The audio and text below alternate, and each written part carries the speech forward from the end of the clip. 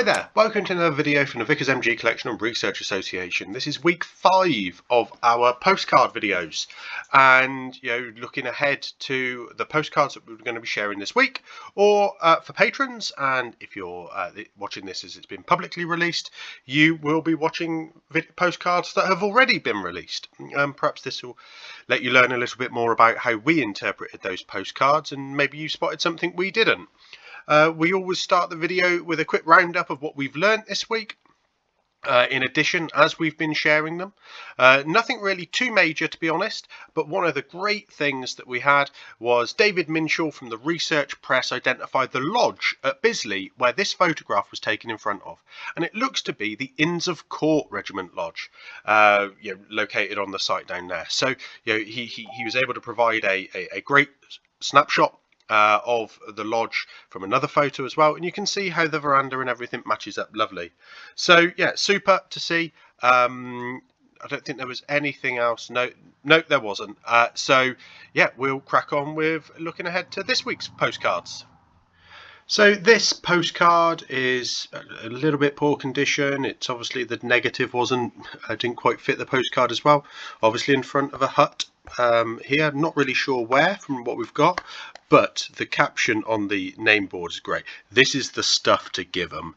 203 Company A section. So we've got a whole section of 203rd Machine Gun Company. This is the stuff to give them. So we can see all 4 Vickers machine guns there, as well as the men of the company. Some a little shyer than others, which is always a problem with hats in the way.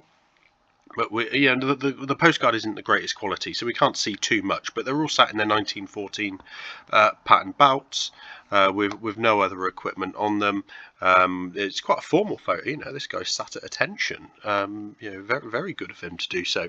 We can just see how they've got their MGC titles a little bit above the shoulder crest to allow for the MGC and then possibly an I to be put below that.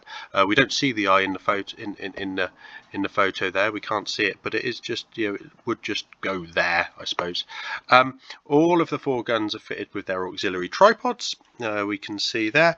We don't have any ammunition boxes in the photos. Look, the belts are there on that one gun. No, I don't think there's a belt there or there actually. So a belt is just on the one gun, but without an ammunition box. So that's quite interesting. So and actually that doesn't look like a full length belt even. So maybe it's a 100-round training belt or something like that. But we do have Mark 1 muzzle cones on all the guns, which is good to see. Dates it nice and early. 203rd Company, we haven't got a web page on those on the website at the moment, but we do gradually add those, and this photo might be the stimulus for us to jump the queue on this one. We've got the rangefinder in the middle there, with the range taker sat behind it, not looking in the right direction. So that's quite maybe his eyesight's so good he spotted something over here somewhere. Who knows? What else? They look to be fit with the direction dials on the guns. There's nothing really special about the uniforms or anything. We've got a sergeant there, got 2 officers, nice light shirt and collar dogs on that officer there, and then I can't really see anything else to point out, but they looks like they're sat in front of hut number 10, 18 or 19, maybe 13, maybe 12. A lot of numbers sadly look like that somewhere. So maybe the back of the card will give us a little bit more of a clue. Now Graham himself says we've picked a good one here. So this is Private Arthur Boydell. That's 44126. That's not a 4. I thought it was a 4, but you can see the difference in the 4 and the 6 there. So it's 44126. 203rd Company, as we know from the front of the card. Machine Gun Corps BEF in France. So actually, it's not one of the training huts. That's one of it. Well, it's a hut in France. So he, prior to enlistment, he enlisted on 22nd of November 1915. He was an apprenticed pattern maker, aged 19 years and 4 months. He was 5'4" in height, weighed 122 pounds, and had a chest measurement of 35 inches. He was living at 67 Albert Street, Newton Heath, Manchester. So that matches. So he's obviously writing home. to family, so which is nice. He joined the 4th Battalion of Manchester Regiment, and after basic training as part of the Humber Defences, was compulsorily transferred to the Machine Gun Corps on the 24th of July 1916, sent for training as a gunner to Boughton Park. He completed his specialist training as a range taker prior to joining 203rd Machine Gun Company. So maybe he's the one not looking at the photo, which is quite interesting. He left the UK for France on the 12th of March 1917. So if this is in France, this photo is obviously later than that. And in 1917, he was invalid. November 1917, he was invalided. So we've got a March to November, period in which this photo would be taken. He was invalided, suffering from influenza, and on resumption of duties joined 168 Company. And then he was in hospital suffering from nephritis, nephritis, in January 1918, but rejoined his unit, which in March 1918 formed part of the 56th Battalion Machine Gun Corps. In August of 1918, he was again invalided, suffering from appendicitis, and saw no further active service, being discharged to Class Z Reserve on the 20th of February 1919, and he was awarded the British War and Victory Medals in 1922. So that one little number can give us so much information about an individual. When it matches up nicely with service records.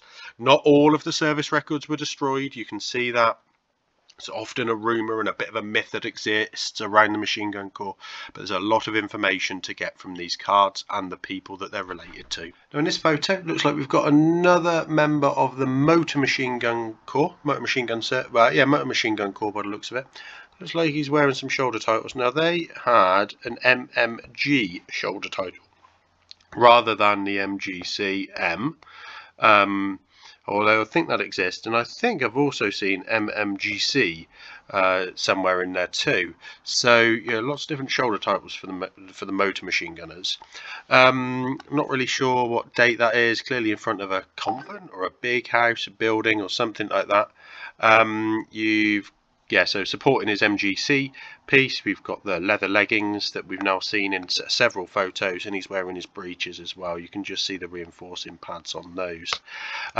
What's quite nice about this chap though, he's wearing an 1908 pattern brace as a belt. So I've seen this quite a bit. I don't think it's a specific belt, although this has a runner on it too. So maybe it is, or maybe it's been adapted in that way. I didn't think, but it's only 2" rather than 3" of the 08 pattern. It's very similar to how they were wearing the 1903 pattern belts. We've got cigarette in hand, watch, and look like a pinky ring as well.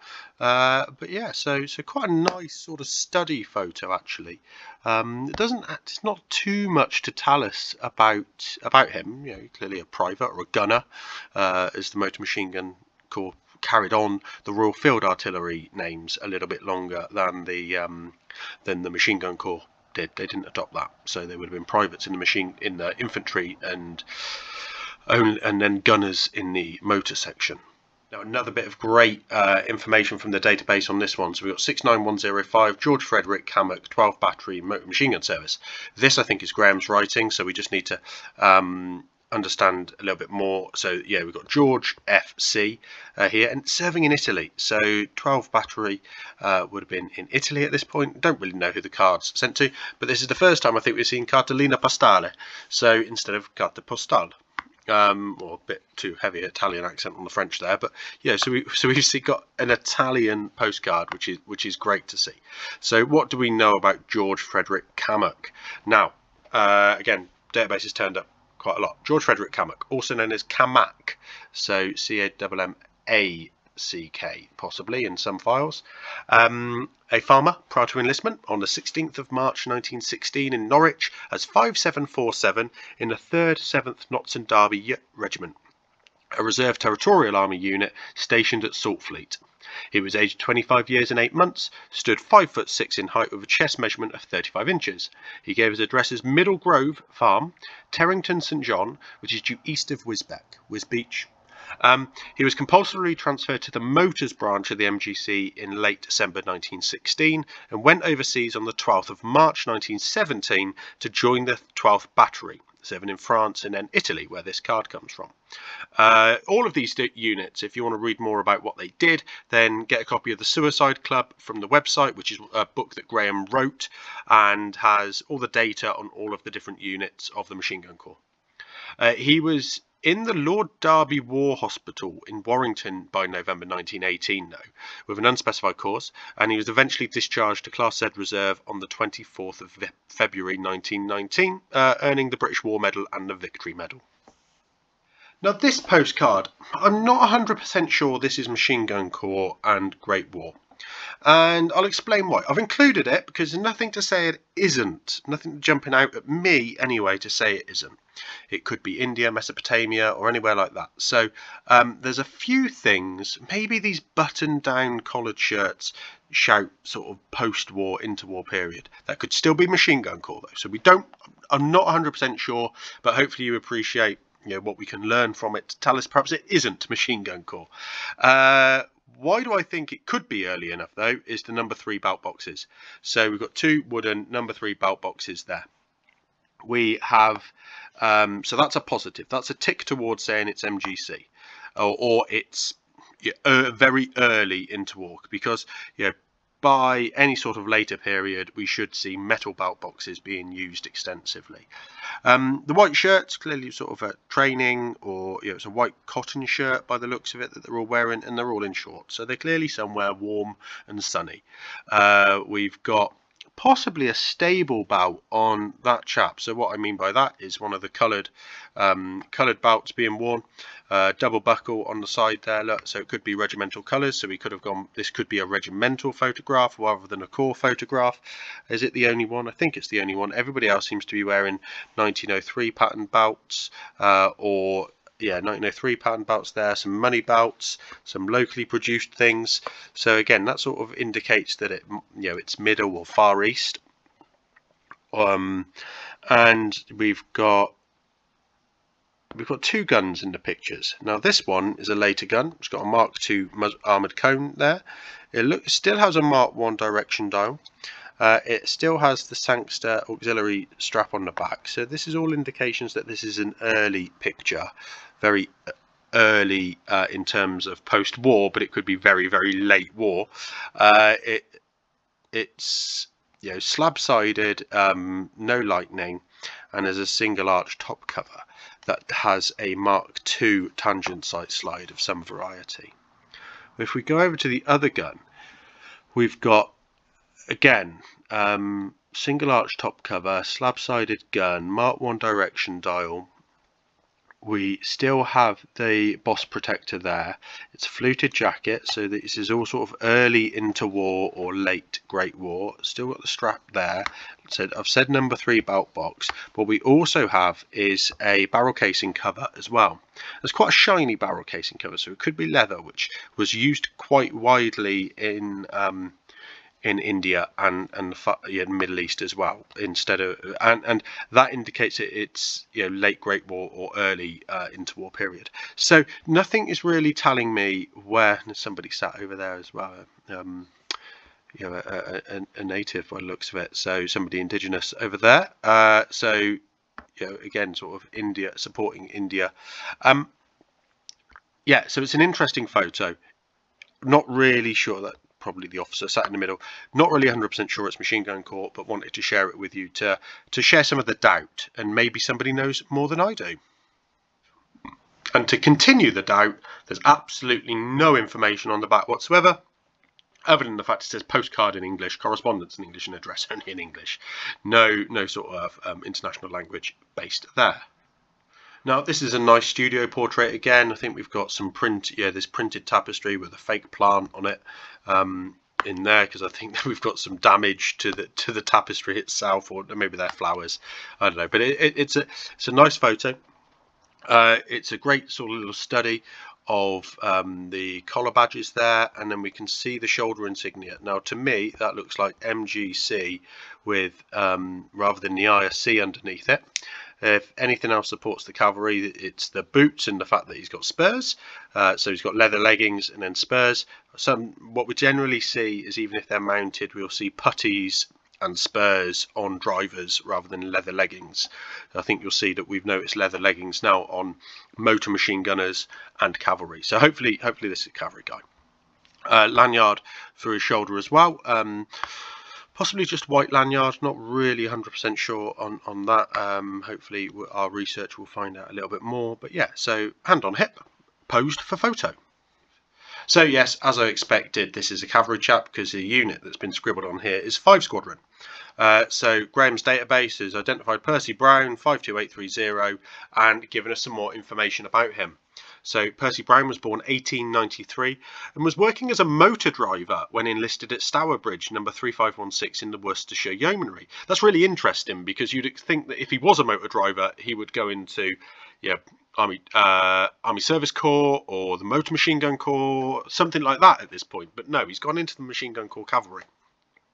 On the 10th, so he joins the Worcestershire Yeomanry on the 10th to the 11th November 1915. He was then compulsorily transferred to the Machine Gun Corps Cavalry as 52830 and trained as a machine gunner at Maresfield Park in Sussex. So we've talked about Grantham and Boughton Park. That was the machine gun training centre for the infantry branch. But Maresfield Park in Sussex, Crowborough area, was the training centre for the cavalry branch. So I think I mentioned that because we were able to identify a postcard photographer from that area. But yeah, so just a reminder that the cavalry weren't trained in the same place as the infantry. He went to France on the 4th of March 1917 and he served in 5 Squadron in France and Flanders. He was discharged on the 23rd of April 1919, going to an address at 25 Adelaide Street, Brierley Hill, Staffordshire. Here we've got a nice gun study actually. Nothing particularly special about it. We can see that the gun is a later production. It doesn't have any lightning, but it does have the Mark 1 tangent sight slide. Also, it's the Mark 1 armoured cone, or the Mark 1 cone, which wasn't armoured. Sorry, it's fitted with the auxiliary tripod there. It doesn't have the auxiliary tripod leather loop that we've seen on quite a lot of other guns. The tripod has the Mark 1 direction dial but isn't fitted with the Mark 1 elevating wheel. It has a number 3 belt box. It's got an interesting paint mark down one side of it, so I'm not sure why that is, but maybe it indicates that it's full of dummy rounds. If you can just see, if we expand it there, it's got some holes drilled in it. Now, so this, the holes drilled in the base, so you can see that they're dummy 303 rounds, which is great. I've never really noticed that on a photo before, so pleased to be able to spot that in this one. It's nice condition. It's got a nice shiny finish on it. The legs of, funny enough, the legs of these auxiliary tripods, they fall out of this clip so often that this is just a no matter how much you stage a photo, they'll still fall out. What we've got here is the gun is numbered number 23. We've got number 2 tripod, but that could be 23, just around the corner there. Which is nice to see guns numbered and matched up like this. And what I spotted before we zoomed in was that the spare parts case of the number 2 here also is numbered number 23. Now it looks like this might be a Mark 1 spare parts case, single leather loop supporting the strap, and it hasn't had the reinforcing band put around the top. So it's a Mark 1 before you do the Mark 1 star, Mark 1 star star. On both of the men, we've got the Machine Gun Corps cap badge, which we now understand, and the shoulder title. But what we also have is a diamond like this. That's a diamond to signify the company or the battalion, probably company at this point. It's really difficult to tell though because they were different colours. So this is obviously a lighter colour, but it could be a white, could be a yellow. We don't know from this. So we can speculate, and there's a good couple of books that we will have a look in to try and find out a little bit more about that. But this is always our first glance at the photos in any detail, so we don't try and do the research other than the individuals if we have that information. Let's try and capture that in the follow-up next week though. So probably not much more I can tell you about these chaps. They've got no puttees on. Actually, you can just see his socks poking out there. So that's quite interesting. Different states of dress are always interesting to see what happens to people. And it looks to be outside one of those standard, very anonymous huts that we see these photos taken outside of. So nothing on the back really. This says MGCI. I didn't spot that in the photo. Having just had a quick look back, it's still not there. But these are assumed to be Machine Gun Corps infantry. Another great studio photo. So fake plants, fake tapestry backdrop, real bench brought in, probably alongside. Might not even be a full bench, could it? Could just be the end of a bench. Maybe they've cut it in half and the other photographer's taken the other half. I don't know. I'm just speculating there. But yeah, it's quite funny. I do like these studio backdrops. We've dabbled with something the same. You know, if you've seen our rangefinder training series, there's a big canvas backdrop in that isn't painted or anything, but it does hide a multitude of sins when you can get stuff like this and just take photos anywhere. We could replicate this in the shed very easily. And I was at an event some years ago where a photographer at Tenterton of the Royal West Kent's reenactment group, Living History group, they did exactly this. You know, put a backdrop up, put something, and had different people taking their photos in front of things, and it looked just like wartime photography. So it's great to see. Not much to I'm rambling. There's not much to tell you about this chap. Nice shiny boots, good putty wrapping. 1914 pattern belt on there, machine gun corps cap badge on there. Nothing really. You know, he's got a cane. Nothing really sort of standing out otherwise, I'm afraid. Let's see if there's information on the back. Not too much information on the back, but he is identified, thankfully. So 170914, Private Edgar Rands. Nothing known about him, though. So he's in the database, but no additional information. His number indicates that it was transferred to the Machine Gun Corps on or about the 14th of July 1918, but didn't go overseas. So that supports the fact this postcard's in English and just a studio shot in the UK. So here we go. A little lesson for us here is, even though you might have thousands of digital photographs that have all got the metadata, as soon as you print them off, that date is lost. Write it on the front or the back if you print them off, because then you'll know, you'll have them in the album. This, you know, the fact that we've got France, 9th of September 1918, gives us a lot more information that we could follow up. It helps support what we're seeing in the photos as well. So what are we seeing? We're seeing two guns from let's say a company or a section, say a section by the number of men. So what have we got? 5, 10, 13, 18, 18 plus 24, 25, 26, 27, 28, 29, 28, 29, 30, 31, 32, 33, 34, plus 2 officers, 36. Yeah, that's certainly not a company. It's, you know, it's a heavy section, and it looks like we're missing two guns out of that as well. So it's nice, you know, that we've got the two guns there just to remind us they're machine gunners, because these cards would be lost otherwise. But of course we've got machine gun corps cap badges, and that's the two officers there. We've got is that overseas service chevrons on the officer, perhaps? Wasn't aware that they wore them, but yeah, maybe they do. Can't think of anything else that would be there.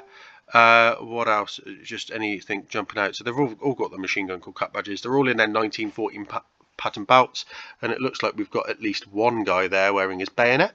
So maybe they're in, is that drill order? Musketry? Drill order. Yeah, so they're in drill order for the photo. Nice happy officer leaning forward. He's quite proud to be in that photo, isn't he? We've got a few 08 pattern belts as well, actually. So that's at least two of them there. One there on the corporal or sergeant.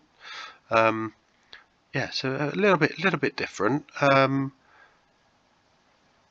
Let's have a look.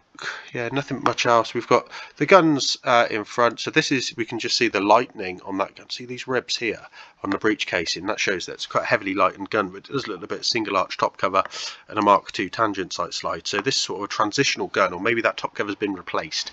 Mark 1 muzzle cone, Mark 1 direction dial, maybe elevating wheel on there, possibly not. Belt is full of ammunition and is in a number 8 belt box, which is quite nice. You know, supporting all this late period stuff.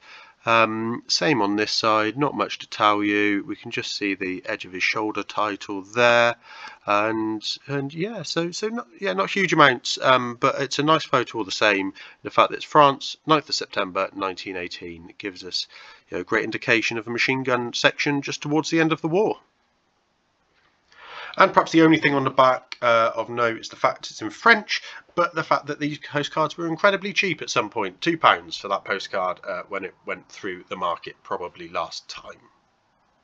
And as a reminder, please do head over to Patreon to support us on a regular basis at www.patreon.com/VickersMG. And please do sign up to all of our social media to be able to get updates on what we're doing to commemorate the 100th anniversary of the disbandment of the Machine Gun Corps on the 15th of July 1922, where we will be having some events around the 15th of July 2022 to commemorate that as well.